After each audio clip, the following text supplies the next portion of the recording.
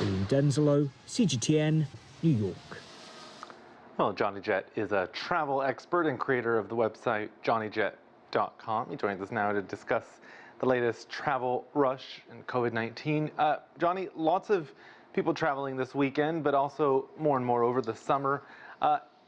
In the U.S., is this mostly domestic, or are Americans returning to foreign travel? They are returning to foreign travel, but it's definitely mostly domestic. I mean, national parks are really hot. People want to go to the coast. They want to go to the beach. They want to go to the mountains. So there's some challenges, but they are traveling and they're going out. Flights are full. There are still restrictions in place for flying. Do we expect those to be lifted at any point? And what would doing so require, as far as you know? Well, I mean, there's all kinds of. My wife's Canadian. We're trying to go to Canada. That border's still closed. There's still, if you're traveling internationally, you have to check with the country's tourist destination, their website, to make sure that you don't need the test if you're fully vaccinated. Some require you to be fully vaccinated. So there's all kinds of things you really need to triple check these days because information is changing rapidly. There is disparity between places that are and aren't getting vaccinated. We heard only that 20 states in the U.S. have reached Biden's goal of 70% vaccination.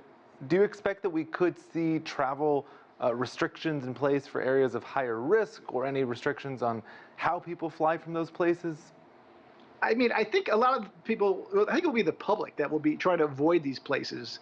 And if there are spikes, I'm not going to want to go to a place that has a high COVID count. So I think first the public will, and then if it's really bad, there will definitely be some restrictions. But we'll see. I know they don't want to lock back down again, but this Delta variant is definitely a problem. I just canceled my trip today. I was supposed to be flying right now, but I have a little kid, and it's too dangerous for him. We heard there about some of the airport logistics, the challenges. What about logistics in road travel? We're hearing, for example, in Hawaii about rental car shortages. Yeah, if you don't have a rent-a-car, you better get cracking right now, because there's a lot of places you cannot get one, and if you can, it's really high prices. People are renting U-Hauls in Hawaii, which they're advising not to do because the locals need them. But people are getting creative. There's websites where you can go to, even rent people's cars, and they'll do it. And so it's a problem getting a rent-a-car all over, not just Hawaii.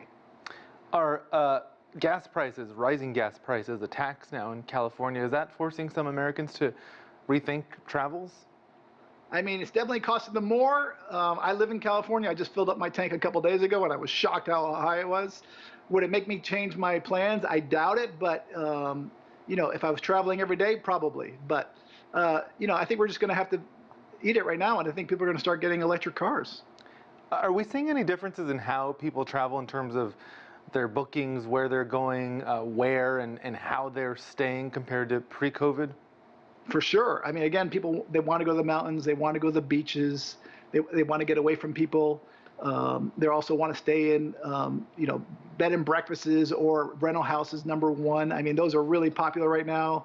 So, I mean, if you're planning on travel, especially next year, next year they're going to say it's going to be off the charts. You want to start planning now and booking up those places, because there's not going to be a lot of availability.